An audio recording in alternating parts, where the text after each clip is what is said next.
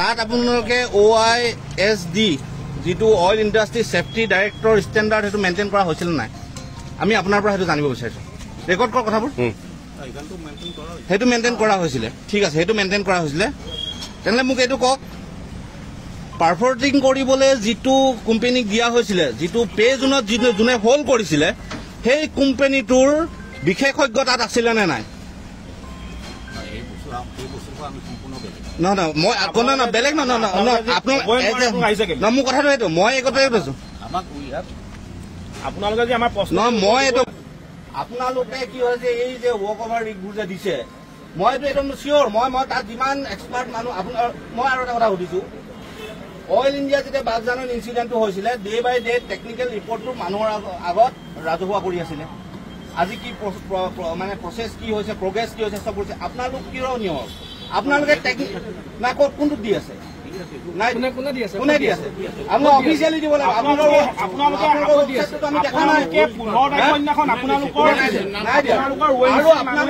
আপোনালোকে আৰু এটা কথা কৈ আছে যে আপোনালোকে সেই অইল ফিল্ডখন আমি খবৰ লৈছো সেই অইল ফিল্ডখনত 1965 পৰা আপোনালোকে ডিলিং কৰিছে এতিয়া আপোনালোকে কৈছে সেইটো জিঅ'লজিকেল ৱাণ্ডাৰ এতিয়া আমাৰ ইয়াত দুৰ্যোগ হ'ল এইটো ৱাণ্ডাৰ বুলি কয় মানুহবোৰক ঠগিবলৈ আহিছে দেখিছো মানুহৰ মুখত শুনিছো না এইটো বিৰাট এটা ভাণ্ডাৰ আপোনালোকে ইমান বছৰ তাত কাম কৰিলে ভাণ্ডাৰটো বিচাৰি নাপালে এতিয়া যেতিয়া সেইটো এটা দুৰ্যোগ হ'ল যেতিয়া তাত ইনচিডেণ্ট হ'ল এতিয়া ভাণ্ডাৰ বুলি ক'ব লাগিছে কথাটো এনেকুৱা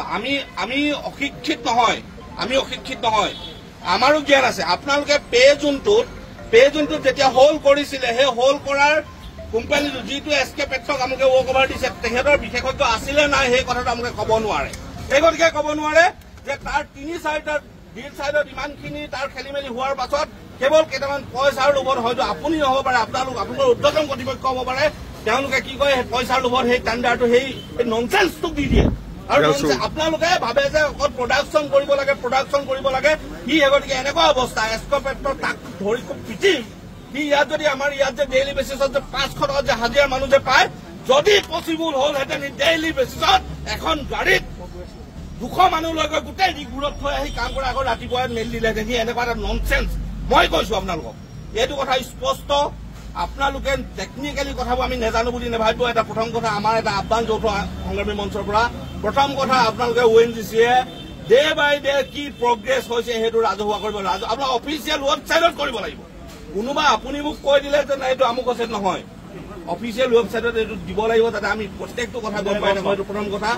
কেৱল ক্ষতিপূৰণ নহয় আমি কৈছো যে ইয়াৰ যিমানকেইটা ডিল চাইট আছে SK পেট্ৰৰ যিমানকেইটা ৱৰ্ক অভাৰ ৰিগ আছে গোটেই ৱৰ্ক অভাৰ ৰিগকেইটা ইমিডিয়েট